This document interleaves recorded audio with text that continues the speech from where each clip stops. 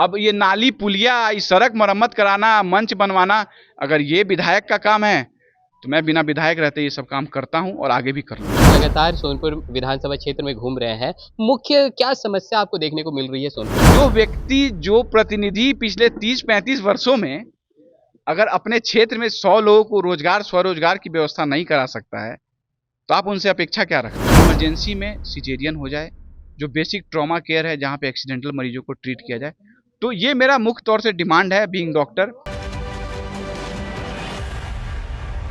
नमस्कार, democratic live में आप सभी का स्वागत है। मैं वेद सिंह और अभी डेमोक्रेटिक लाइव की टीम जो है वो सोनपुर विधानसभा क्षेत्र में पहुंची है। हम आपको दिखाना चाहेंगे कि देखिए सुबह सुबह का समय है और आपको चारों तरफ का नज़ारा आपको दिखाना चाहेंगे कि यहाँ पे कितने तादाद में यहाँ पे जो जनता है यहाँ पे पहुंची हुई है। और इस बीच डॉक्टर पंकज सिंह यहाँ पहुंचे हुए हैं। भाई काफी चर्चा है इनके नामों का। देखिए आज हम इधर से गुजर रहे थे और यहीं पे हमें मिल भी गए। अब इनसे हम सीधे तौर पर जुड़ेंगे और जानेंगे क्योंकि जनता के बीच में काफी चर्चा हो रही है इनके नाम की। सर पहले तो स्वागत है आपका हमारे चैनल पर। प्रणाम, बहुत बहुत धन्यवाद आपका। सर सुबह सुबह ही आप क्षेत्र में निकल गए हैं जनता के बीच में, क्या कहना चाहेंगे? कि अगर आप जानते होंगे तो पेशे से हम डॉक्टर हैं, ठीक है ना। हमारा क्लिनिक का टाइम 12 बजे का है, ठीक है। तो अपना पेट भरने के लिए हमको कमाना भी बहुत जरूरी होता है, ठीक है कि नहीं। एक चीज पे आश्रित हम रहते नहीं हैं और समाज सेवा हमको करने की बहुत बचपन से एक इच्छा थी, तो उसके लिए कहीं ना कहीं तो हमको एक्स्ट्रा समय निकालना पड़ेगा। तो मान लीजिए 12 बजे से मेरा अस्पताल का टाइम है, तो अगर 12 बजे ही हम क्षेत्र में निकलेंगे तो मेरा अस्पताल तो बैठ जाएगा ना। इसके लिए हम लोग एक्स्ट्रा वर्क करते हैं, एक्स्ट्रा मेहनत करते हैं, इसलिए सुबह ही हम लोग निकल जाते हैं। और सबसे बड़ा बात है कि इतने सुबह बारिश के मौसम में इतने लोग, सब लोग एकत्रित हैं हमारे लिए। तो मैं बहुत आभार व्यक्त करता हूँ इन लोगों का, आपका भी आभार व्यक्त करता हूँ कि आप लोग कैसे यहाँ पहुँच गए हमको नहीं पता, बट आने के लिए बहुत बहुत धन्यवाद। रह गया बात कि हम लोग यहाँ पे आगामी चुनाव जो 2025 में विधानसभा चुनाव होना है, उसके मद्देनजर हम लोग अपना जो संकल्प पत्र हमने जारी किया है सोनपुर के जनता के लिए, उसको हम लोग यहाँ पे आके डिस्कस कर रहे हैं। जो जनता के लिए यहाँ पे हम लोग साझा कर रहे हैं कि अगर कोई भी प्रतिनिधि आपके बीच आता है चुनाव के लिए, तो उनका चुनाव में जाने का मुद्दा क्या है, लक्ष्य क्या है, वो जनता को क्या करके देंगे, ये बहुत जरूरी है। वही सबको लेकर हम लोग आज शिकारपुर पहुंचे हैं, जोड़ा मंदिर में।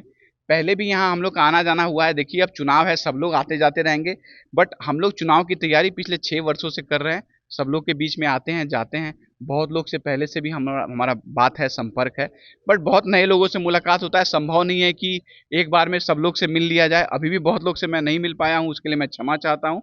बट हम लोग का प्रयास है कि जहाँ जहाँ कोई नहीं पहुँचता है वहाँ हम जरूर पहुँचे, ये मेरा लक्ष्य है। ये तो अभी आपने अपने संकल्प की बात कही, लेकिन आप लगातार सोनपुर विधानसभा क्षेत्र में घूम रहे हैं, मुख्य क्या समस्या आपको देखने को मिल रही है सोनपुर में? देखिए सोनपुर बिल्कुल परिवर्तन मांग रहा है, आप इस बात को गांठ मान लीजिए, परिवर्तन। और मेरा एक, आप कहीं कहीं पोस्टर भी देखे होंगे, तो एक मेरा एक श्लोक है, परिवर्तन के बिना प्रगति असंभव है। सोनपुर के लिए एकदम ये समझिए कि मूल मंत्र है।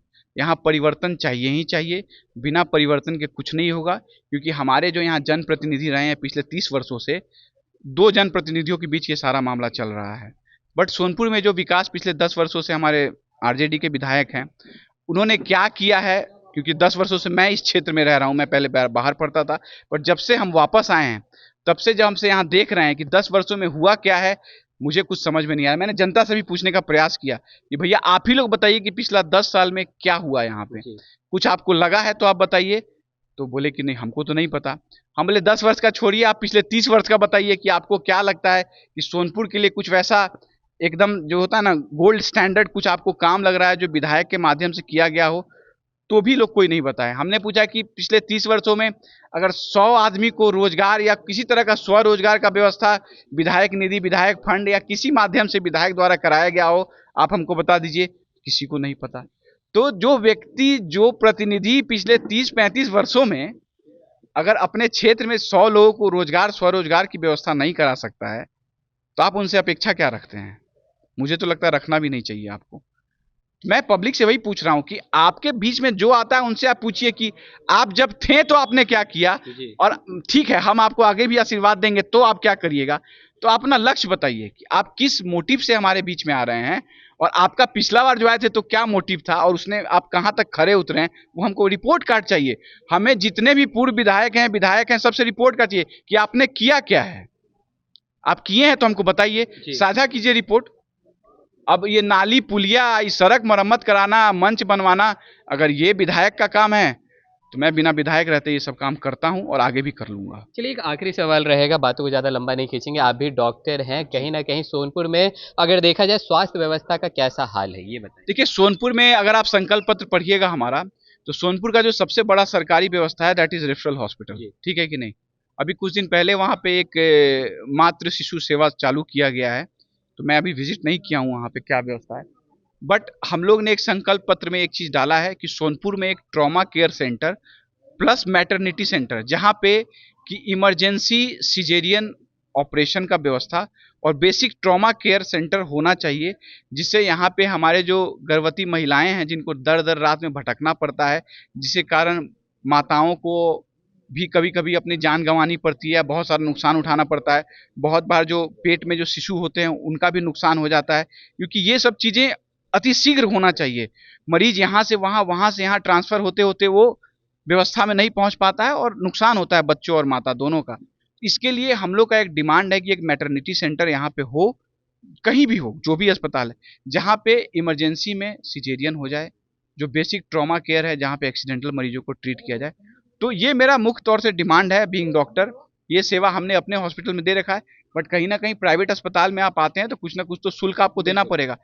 तो सरकार से मेरा मांग भी है और संकल्प पत्र में ये हमारा एक लक्ष्य भी है, और जिस दिन हम विधायक की कुर्सी पे बैठेंगे तो ये डिमांड हमारा प्राथमिक रहेगा और इसको हम लोग पूर्ण रूप से पूरा करके ही छोड़ेंगे। चलिए बातों को ज़्यादा लंबा नहीं, बस 2 शब्द में आप मुझे बताएंगे सोनपुर की जनता को आप क्या कहना चाहेंगे, क्या संदेश रहेगा आपकी तरफ से? मैं सोनपुर की जनता को कहना चाहूँगा कि अपना निर्णय सोच समझ के लें और बिना परिवर्तन के प्रगति नहीं होगा। बहुत बहुत धन्यवाद। चलिए बहुत बहुत धन्यवाद। तो जैसा कि आप सुन रहे थे, हमारे साथ डॉक्टर पंकज सिंह मौजूद थे। इन्होंने साफ तौर पर बताया कि सोनपुर में किस तरह से क्या-क्या समस्याएं हैं और इन्होंने अपना संकल्प पत्र भी दिखाया कि अगर इस बार अगर सोनपुर की जनता इनको अगर मौका देती है तो संकल्प पत्र में बहुत सारी चीजें हैं जिसमें स्वास्थ्य जो है सबसे मुख्य रूप से देखने को मिल रहा है। इन्होंने साफ तौर पर कह दिया कि परिवर्तन बहुत जरूरी है सोनपुर में होने की। चलिए और भी ऐसे तमाम खबरों का सिलसिला इसी प्रकार बना रहेगा डेमोक्रेटिक लाइव पे। अपनी राय प्रतिक्रिया हमारे कमेंट बॉक्स में जरूर साझा करें। धन्यवाद।